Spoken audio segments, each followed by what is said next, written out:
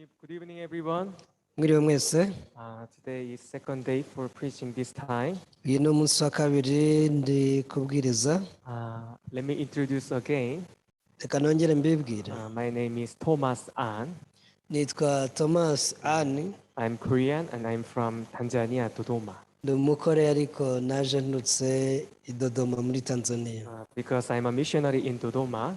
Kubera ko ndi umumisiyoneri muri Dodoma. This time I came to here for assist that event.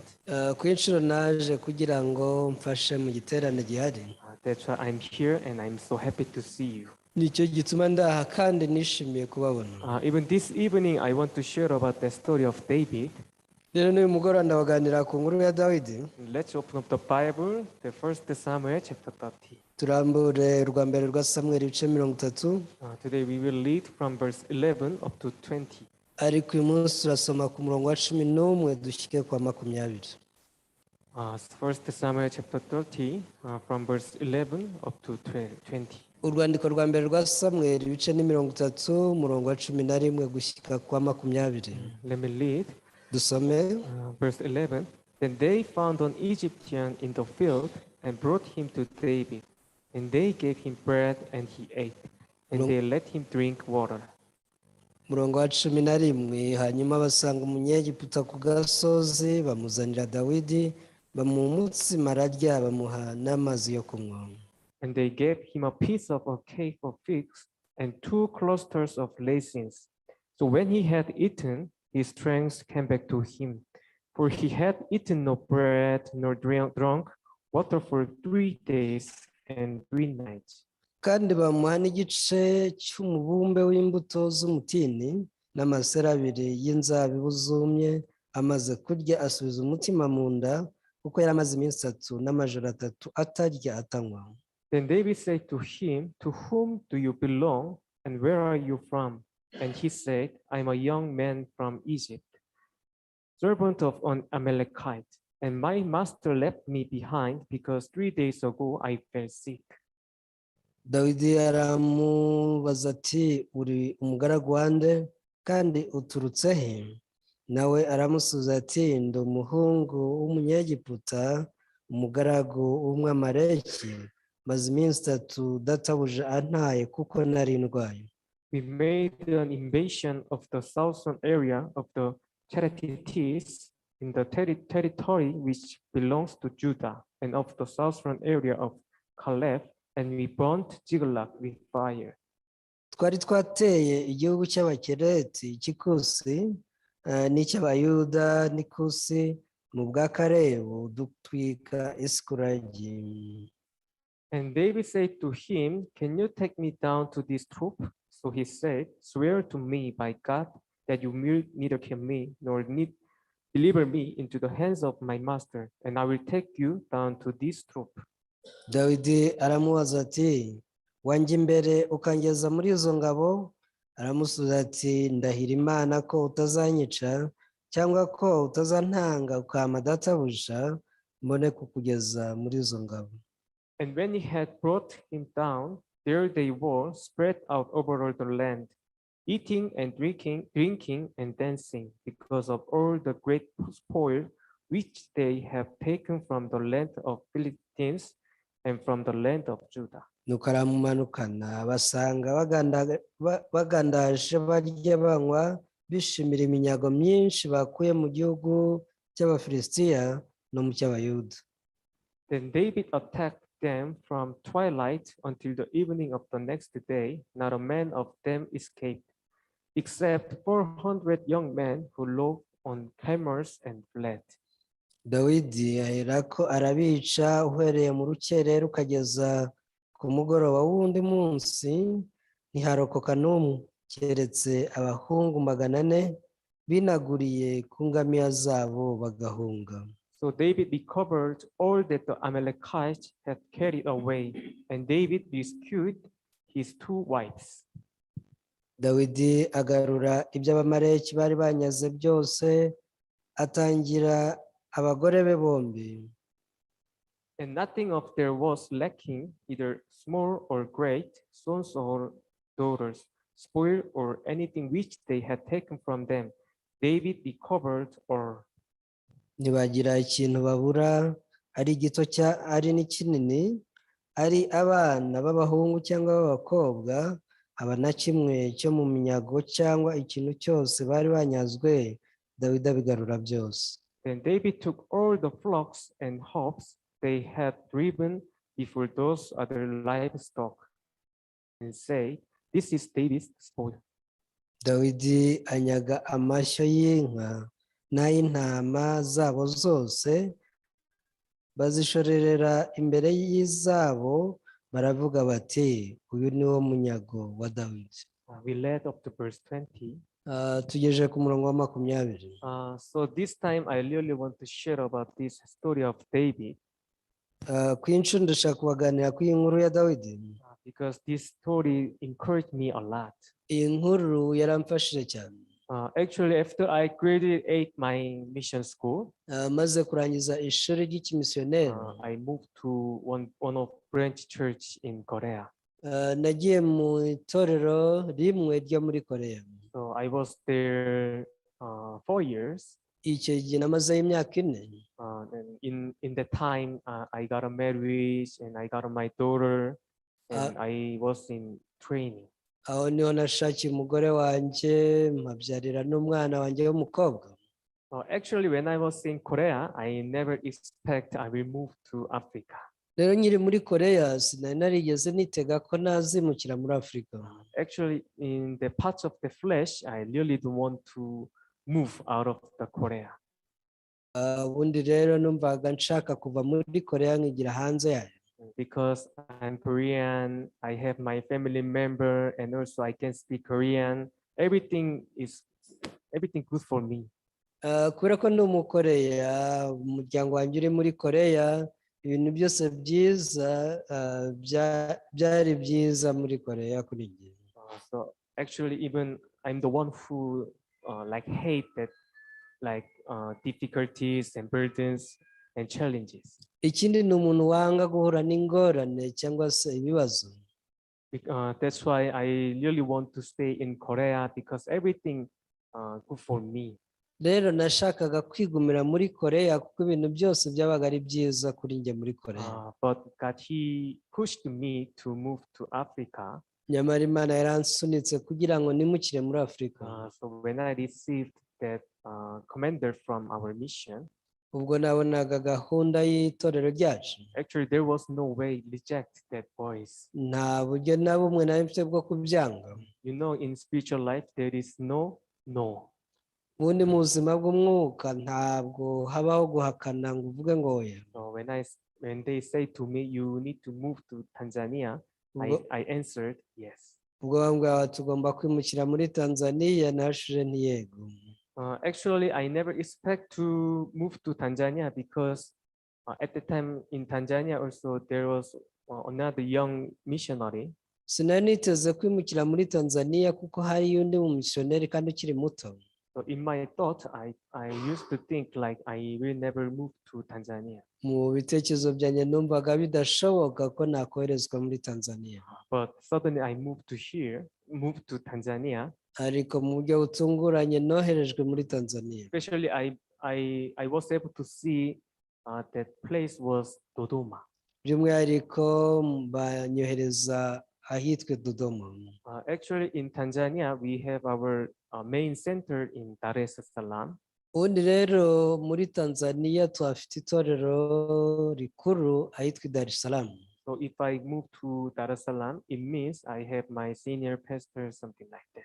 Iyo njya Dar es Salaam bivuze ko nari kwansanzeyo pastor wanjye mukuru. Even in Dar es Salaam there are our church member and also our local pastors. They were there. In Dar es Salaam hariyo abapastori benshi b'abenegihugu, hariyo n'abenedata benshi. But in Dodoma there was nothing. That's why I feel burdened and everything was challenging to me. Ariko Dodoma ko ari ugutangirira hasi, niyo mpamvu numvaga ari ibintu bingoye, ni ikintu cyose nabonaga ari ikibazo kuri njye. Even there was no church, there was no any place for staying, so I feel very much burdened. Nta torero ryari rihari, nta hantu ho kuba, ibintu byose byari umutwaro.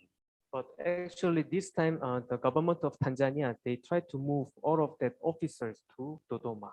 gusa muri iki gihe leta ya Tanzania ishaka kohereza ibigo byinshi i Dodoma. But that's why for meeting with the ministers or officers, we must go to Dodoma.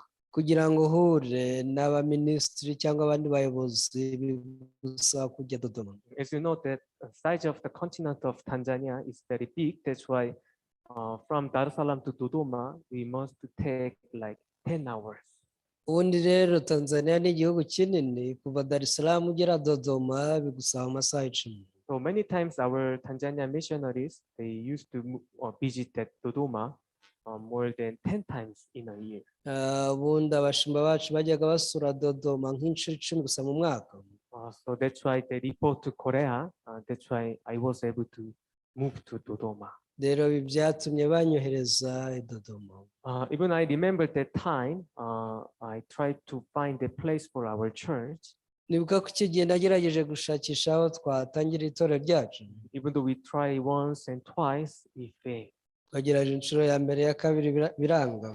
Because as you know, we need to find the house which have some small service hall.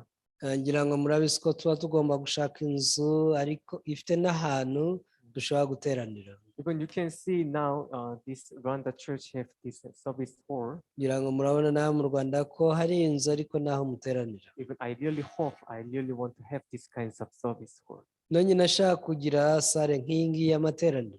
But anyway, at that time we tried a lot, and thankfully, by the grace of God, we were able to get some house which have service hall. Twaragerageje turashakisha amaherezo ku bw'ubuntu bw'Imana tubona inzu ifite n'aho guteranira. So on April 13th, I start my Dodoma Church in Tanzania. Ku itariki 16 z'ukwezi kwa kane nibwo natangije itorero mu Dodoma muri Tanzania. So when I start that church, I feel very much big burden. Ubwo natangizaga itorero numvaga bigoye. Because there was nothing. Nta kintu na kimwe cyari gihari. There was no church member. Even I don't know how to speak in Swahili perfectly. Nta bakristo bari bahari, sinari nzi kuganira mu Giswahili neza. Everything was challenged to me. Ibintu byose byari bingoye. And also, thankfully, at that time, our senior missionaries in Tanzania, they sent a Tanzania family member who belonged to our church. Ariko igishimishije nuko icyo gihe abashumba banjye bakuru b'abamisiyoneri bo muri Tanzania bonyohereje umuryango w'Abatanzania baza ngo tubane. That's why now I'm living with Tanzania, our family member in Dodoma. So I used to receive a lot of help from him. Rero hari umuryango tubana w'Abatanzania aho i Dodoma kandi baramfashije cyane. So we start our Dodoma Church on April. Mu kwezi kwa Mata nibwo twatangiye itorero rya Dodoma. So up to now, almost 5 months passed. Kugeza ubu hagiye gushira hafi amezi 5. So whenever I think about this time, I really thanks to God. Buri gihe uko ntekereje ko iki gihe gishize nshimira Imana. So after I got that house, I start to repairing that house and arranging. Maze kubona iyo nzu natangiye kuyisana no kuyishyira ku murongo.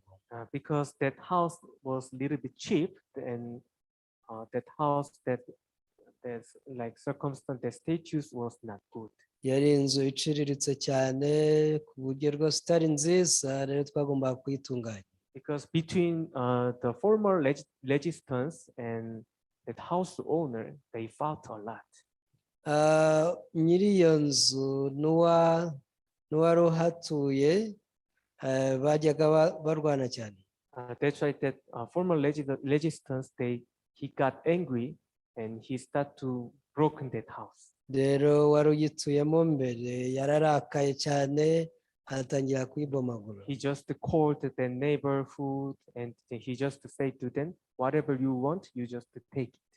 Yahamagaye abaturanyi abati icyo mushaka ko iyi nzu cyose mujye mugifata. So when I arrived at house, there was nothing, even small lamp, even small like flower, there was nothing. Ubwo nahageraga rero nta kintu na kimwe cyari aho ngaho habe n'ururabyo.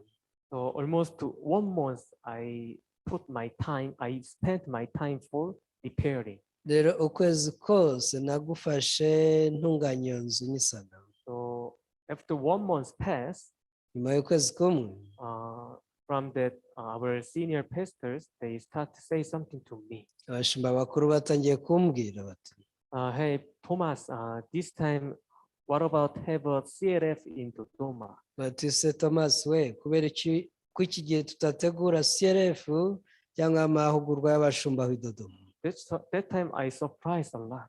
Icyo gihe byarantunguye cyane. I just came here 1 month ago, but is it possible to organize this here? Ndavuga ni se koko hashize ukwezi kumwe ngeze aha, none ubwo nategura igiterane koko cy'abashumba? We have no our church member, and I don't know anything about this place, and even I don't know the way.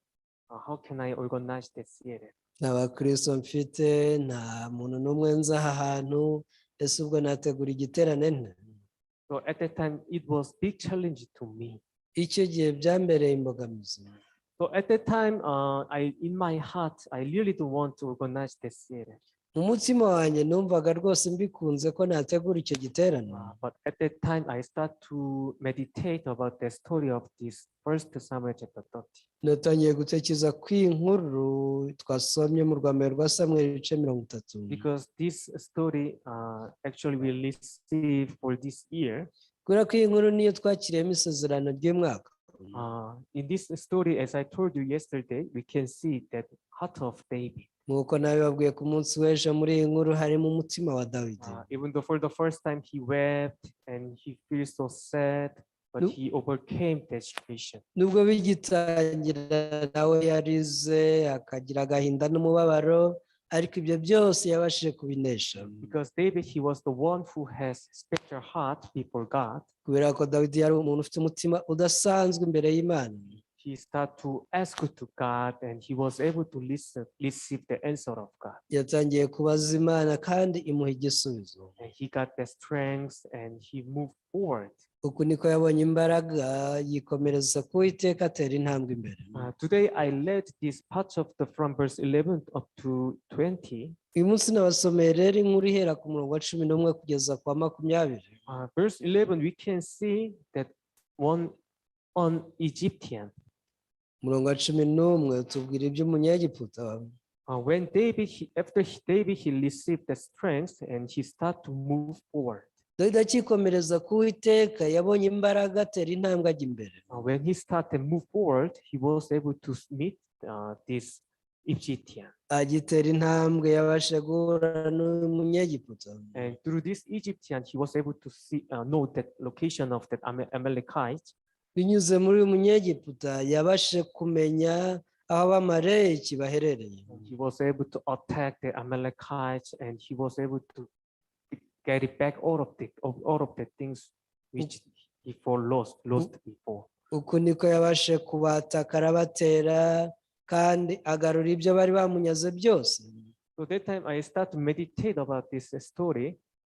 Icyo gihe natangiye gutekereza kuri iyi nkuru. I was able to see that even though David he got this problem and situation, he moved forward. Nabashe kubona ko nubwo Dawidi yahuye n'ibi bibazo, ariko yateye intambwe ajya imbere. Because he was able to get the strength from God. Kubera ko yari amaze kwikomereza ku Uwiteka, abonye imbaraga z'Uwiteka. So that time I really want to get the strength through this Bible. Nanjye icyo gihe binyuze muri iyi Bibiliya nashatse kugira imbaraga. So I start to find that the strength in this Bible. Natangiye gushakisha muri Bibiliya ngo nshakemo imbaraga. I was able to get that answer from New Testament, the book of Mark. Binyuze mu gitabo cya Mariko mu isezerano rishya, nabashe kwakirira imbaraga. Let's move to Mark. Reka dusome Mariko. Mark chapter 4 verse 35. Mariko bice 4. Mark chapter 4 verse 35. Let me read this verse. Reka nsome uyu murongo, Mariko bice 4 umurongo wa 35. On the same day when evening had come, he said to them, "Let us cross over to the other side." Kuri uwo munsi bugorobye arababwira ati, twambuke tujye hakurya. This verse is speaking of Jesus. iyi ni imvugo ya Yesu, ni ijambo ryavuzwe na Yesu. Jesus told to disciples, Yesu yabwiye abigishwa ati, he said to them, let us cross over to the other side. irabwira ati nimuze twambuke tujye hakurya. Jesus said, let. Yesu yaravuze ngo twebwe tubikore. It means I really want to move to that other side together with you. Bivuze ngo yashakaga kwambukana nabo. He never said to them, let you go to that side. Ntabwo yavuze ngo nimwambuke mujye hakurya. Say, let's go together. Ahubwo yaravuze ngo twambuke tujyane. So through this verse, I was able to receive the strength. Binyuze muri uyu murongo nakiriye imbaraga. Even this time, God, Jesus, He really wanted with me. Navuga ni nanjye ku inshuro Yesu ashaka kuba ari kumwe nanjye. Even though that organizing that CRF looks not easy. Nubwo gutegura igiterane cy'abashumba bisa naho bitoroshye. But God said, Jesus together with you. Ariko Imana imbwiye ko turi kumwe nayo. That's why you can move forward like David. Rero ugomba gutera intambwe nka Dawidi. And that time I was able to have some faith. Icyo gihe nabashe kugira kwizera. If I move forward like David, I will meet that Egyptian. Navuze ni nari intambwe nkuko Dawidi yabigenje, nanjye ndahura n'umunyegiputa. He will prepare that Egyptian for me. Nakabuze Imana irantegurira umunyegiputa. At that time I have this faith. Nagize uko kwizera. Forward. Natangiye gutera intambwe imbere. So for the first door, I need to find the place for this area. Bwa mbere nagomba gushakisha aho icyo giterane kizabera. As you know, for making flyer and for making advertisement, we need to get the place. Nkuko mubizi, kugira ngo tujye kwamamaza igikorwa ugomba kugira aho kizabera. So I sent our member who come from Dar es Salaam. I asked to them, please find the place for our theater. Nabwiye bene data baba i Dar es Salaam abo baje kubana nanjye nti mugende mushakisha aho twakorera icyo giterane. When they start to report about the place, different places to me, I surprised. Ubwo batangira kumbwira aho bagiye basura byarantunguye. Because the price was very expensive. Kubera ko hari hahenze cyane. At least I pay like $1 holiday. $500. As you know, we were like just the beginning of the church. That's why it was not easy to make the kinds of financial. Kubera ko iyo ugitangira itorero gutyo ntibyoroshye kubona amafaranga nk'aya. For almost 2 days, we tried to find it, and thankfully God, He showed me one place. Twagerageje iminsi ibiri kubwo ubuntu Imana iza kutwereka ahantu hamwe. The place was very cheap, and I was able to rent that place. Aho ngaho twasanze hahendutse cyane aba ariho dukodesha. Actually, our CRF, we did 2 days. CRF twayikoze iminsi ibiri.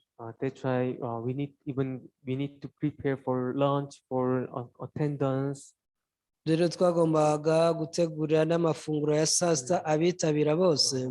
Everything was big challenge to me. Rero byose byari ingorane. But anyway, in my heart, I just meditate about the story of David. Gusa mu mutima wanjye nakomeje gutekereza ku nkuru ya Dawidi. I started to say in my heart, I'm sure that God, He will introduce that Egyptian to me. Naribwiye mu mutima wanjye ni ukuri Imana izantegurira umunyegiputa. So I remember that time was morning time. I received a phone call from our church member who belonged to Dar es Salaam. Nibuka umunsi umwe hari mu gitondo nakira telefone ya mwene data umwe w'i Dar es Salaam. And he started to say about our CRF. Yatangiye kumbwira iby'ayo mahugurwa y'abashumba. Pastor Thomas, I heard that you're going to organize the CRF in Dodoma. Arambwira ati mushumba numvise ko ugiye gutegura igiterane cy'abashumba i Dodoma. Before like 5 years ago, I'm the one who organized the CRF in Dodoma. Ariko mu myaka itanu ishize ni njye bahaye inshingano zo gutegura igiterane cy'abashumba cyabereye aho. I have one contact number, that bishop number. I really want to introduce him to you. arambwira ati rero hari nimero z'umubishop w'aho i Dodoma mfite kandi ashaka kubahuza. Even I remember because when I was GNC, I had this CRF in Dodoma. nanjye nyiri umukorerabushake nahise nibuka ko twakozeyo ko ku giterane cy'abashumba. That time I follow with that missionary and I remember that time. icyo gihe nari najyanye n'umumisiyoneri ndabyibuka.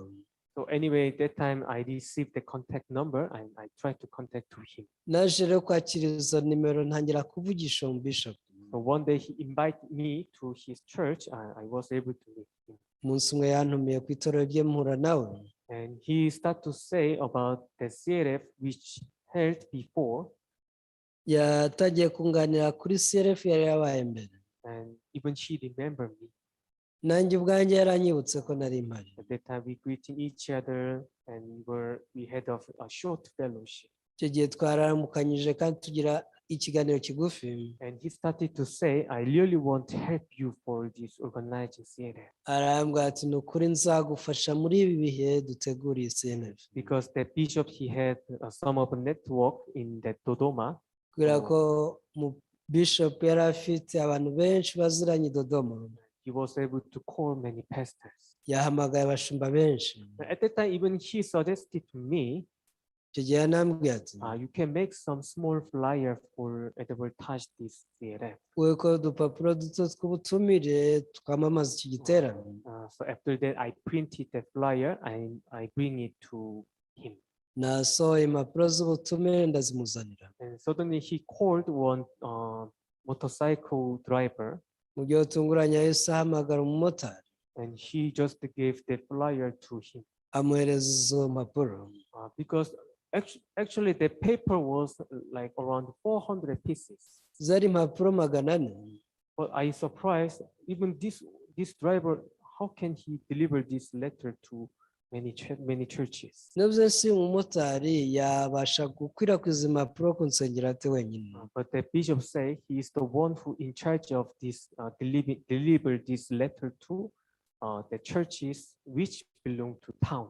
ariko umubishop arambwira ati uyu niwe ushinzwe kugeza impapuro z'ubutumire ku nsengero zose z'uyu mujyi. Actually, normally before we used to deliver this letter one by one through our church members. ubundi rero mbere twajya dukoresha bene data bakagenda bazitanga. But in Dodoma, I had no anyone. So, but through him, I was able to deliver this letter during 2 days. ariko i Dodoma nta mwene data nari mpafite, ariko twabashije kuzitanga mu minsi 2 zazarangiye. So we just spent 2 days and we were able to deliver all of the letter to the pastors. mu minsi 2 abashumba bose babonye ubutumire. And one day I invite him to my house. umunsi umwe namutumiye iwanjye. We prepared some of food and we shared it and we had a fellowship. twateguye amafunguro turasangira. At that time, he brought one pastor, his name Pastor Tito. icyo gihe rero yazanye n'undi mushumba witwa Tito. He bring him to me and he introduced him and we greeted each other. yaramunzaniye aramumbwira araduhuza turaramukanya. That time the Pastor Tito started to say, umushumba Tito yatangiye kumbwira ati I really interesting about this CRF. I really want to help you. ngiye rwose ndumva nishimiye iki giterane cy'abakozi b'Imana kandi nifuza gufatanya nawe. And that time he started to say, I have some PA system and I have my band. I really want to support for you. yarambwira ati ngewe mfite ibyuma by'umuziki ndetse mfite na bande icuranga iririmba kandi nifuza kugufasha muri iki gisata. As you know, in our church, even we had no that speaker and mixer. We had no nothing. murabyumva ku itorero nta kintu na kimwe twari dufite habe n'indangururamajwi. But through him, I was able to get the PA system, the keyboard and guitar and drum, everything I got it. ariko binyuze muri we ibikoresho byose narabibonye, indangururamajwi, za senti, za gitari n'ibindi byose byari bikenewe. So when I met him, I was able to remember this this verse, so I was sure that this is Egyptian. ubwo rero nahuraga nawe nibutse uyu murongo ndavuga nti uyu ni we wa munyegiputa. Before God, He promised to me, Thomas, if you move forward, you can meet that Egyptian. Imana yambwiye ati Tomasi nutera intambwe nta kabuza uzahura n'umunyegiputa.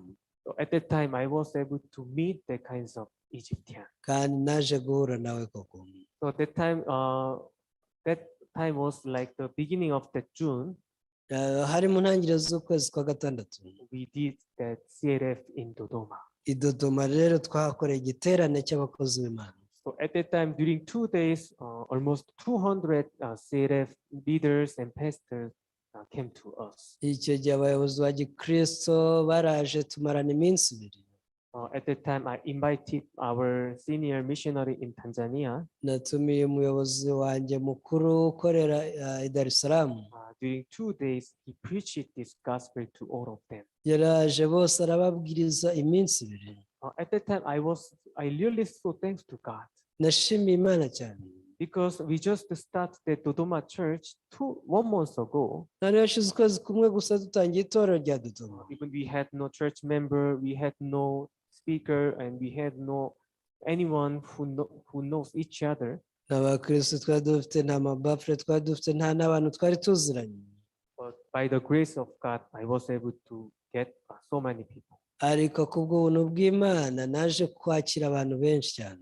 So through that time, I realized that icyo gihe naje gutahura even though I got some strength, but if I never move forward, there is no chance to meet that Egyptian. Nubwo nakwakira imbaraga ndamutse nateye intambwe nta mahirwe yo guhura n'umunyetiyopiya n'umunyegiputa nagira. Let's think about this story of David. Duse n'abatekereza kuri iyi nkuru ya Dawidi. If David he never moved forward, iyo Dawidi ataza kugenda, there is no chance to meet that Egyptian. nta mahirwe yo guhura n'uyu munyegiputa yari kugira. And also, if David stayed there, iyo Dawidi yigumira aho yari ari, maybe this Egyptian he will dead. uyu munyegiputa nawe yari gupfira hariya. Are you sure, right? Isn't it? Sibyo? Yes. If David just stay backside, he never move forward, there is no chance to meet him, even he will dead. Iyo Dawidi atatera intambwe ngo agende, nta mahirwe yo guhura nawe yari kugira, ariko n'uriya nawe yari kwapfira. So from there on, I start to meditate about this story continually. Kuva icyo gihe natangiye kujya ntekereza kuri iyi nkuru cyane. Actually, this year I received this promise of God from Pastor Park. Ubundi rero uyu mwaka nibwo nakiriye isezerano ku mushumba Park. In this year, in Dodoma, God he prepared so many Egyptians for me. Ndavuga ni rero muri uyu mwaka muri Dodoma yanegura abanyegiputa benshi cyane. But if I stay backside, I will lose so many Egyptians. Ninigumira aho ndi gusa nzatakaza benshi. So at that time, I was able to get this heart, and during I stay in Dodoma, I continually move forward and forward. Rero naje kwakira uyu mutima kandi nkomeza gutera intambwe iteka mu gihe ndi Dodoma. Especially after finish our CRF, from the next week, we start CRF studying in our house. By'umwihariko turangije icyo giterane cy'abakozi b'Imana, haciyemo icyumweru kimwe dutangira amasomo y'abapasiteri iwacu. So from there on, almost during 2 months, we did this CRF study. Twize amasomo y'abashumba mu mezi abiri yose. Sometimes 10 pastors and 7 pastors or 5 pastors, they used to come to our house. Rimwe na rimwe hazaga abashumba 10, ikindi gihe 5, ikindi gihe 7, bakaza tukigana. Whenever they come, I used to share the word of God and especially our gospel. Uko bazaga niko twarushaga kwigana ijambo ry'Imana tugasangira ubutumwa bwiza. Especially when I preached the story of Jacob and Esau. By'umwihariko ubwo nabaganira ku nkuru ya Yakobo na Esau. They surprised a lot. Baratangaye cyane. I'm sure all of the New Mission Church members, they know the story of Jacob and Esau. Ndabizi ko bene data bose bo mu itorero Good News Mission bazi iby'inkuru ya Yakobo na Esau. Ndio. Sibyo? 나주하신디요? sibyo I'm so happy to speak in Swahili in But- here. mbanezerewe iyo ndi kuvuga mu giswahili. Anyway, most of them they used to think that Jacob is terrible guy. They used to think Jacob is like bad man. Mu by'ukuri bajyaga batekereza ko yakobo yari umuntu mubi Because they thought they steal the blessing from Esau. bari batuye yibye umugisha wa Esawu Even he deceived the father. yabeshye na se. That's why they used to listen like, don't follow the way of Jacob. rero bajyaga bumva abandi bababwira ngo muramenye ntimugakurikire inzira ya Yakobo, But our preaching is totally different. ariko tubwiriza biratandukanye cyane. We know there's parts of the spirit. Twese tuba tuzi igice cy'umwuka kiri mu izo nkuru. That's why we can say Jacob is faithful man. Niyo mpamvu Yakobo tumufata nk'umuntu ufite kwizera. He just depend on Rebecca, his mom. Yiringiye inzira ya nyina Rebeka.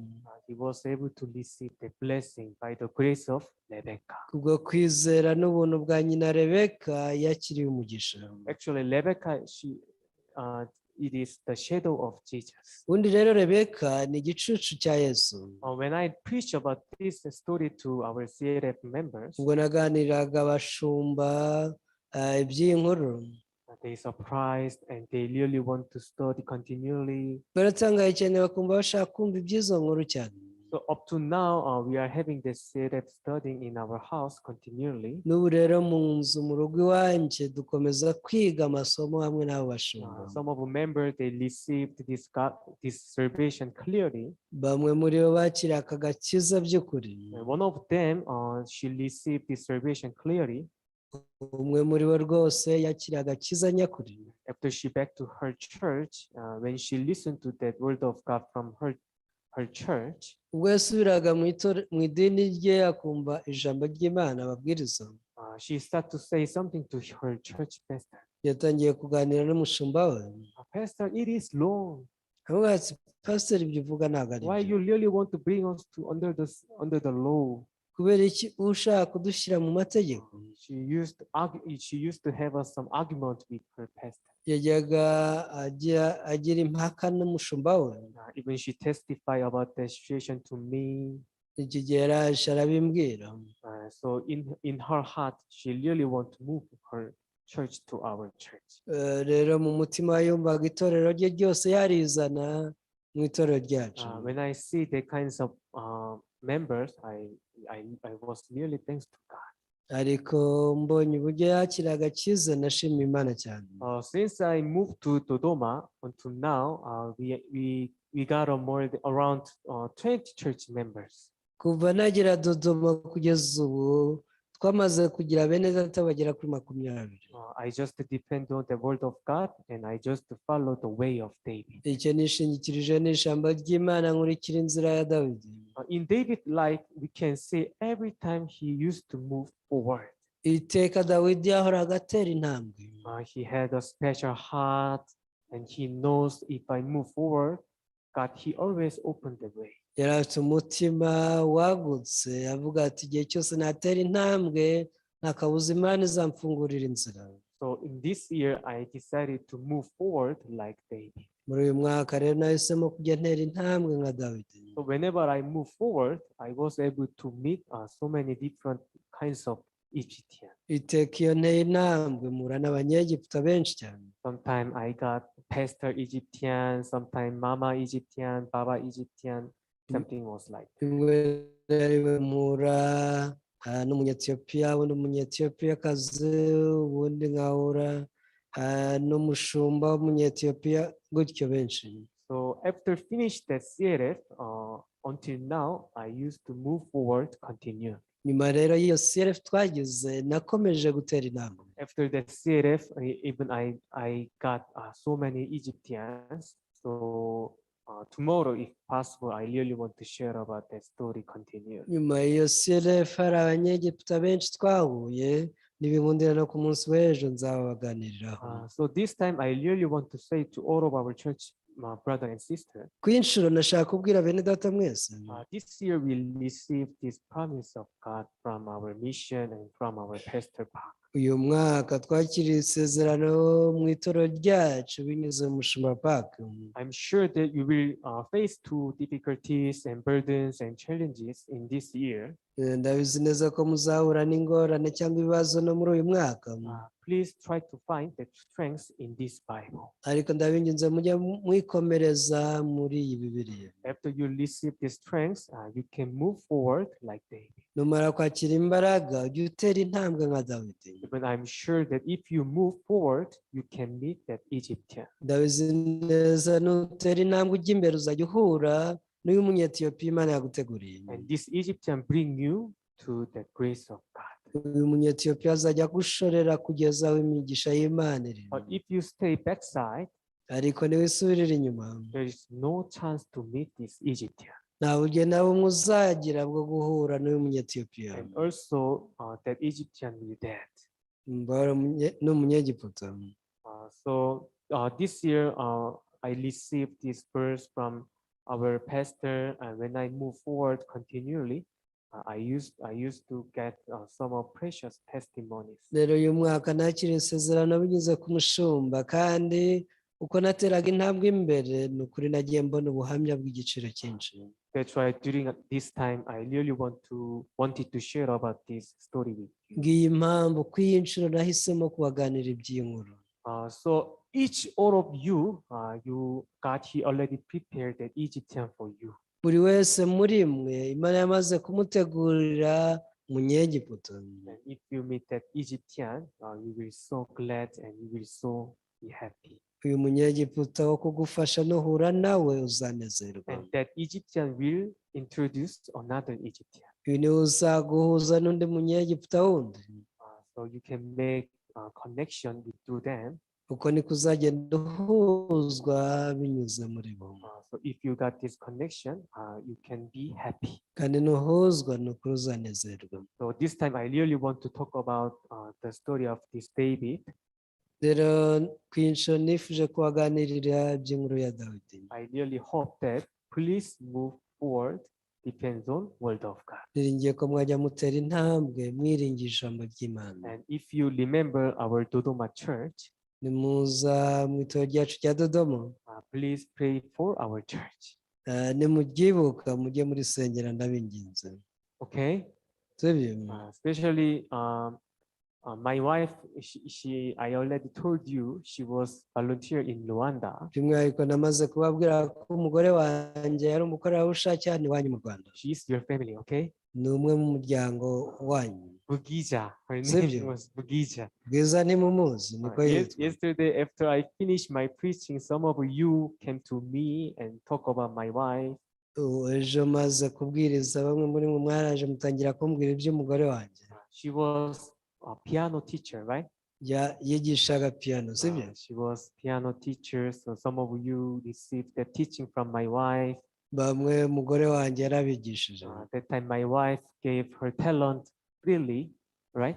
Icyo gihe impano ye rwose yayitangiraga ubuntu, sibyo? You never pay, but this time you need to pay through the praying. Ntabwo yabacaga amafaranga, ariko uyu munsi muzabyishyure binyuze mu kumusengera. So please pray for our church and please pray for Dodoma. Ndabinginze musengera itorero rya Dodoma. My wife, she used to pray for Rwanda many times. Umugore wanjye inshuro nyinshi asengera u Rwanda. Understand?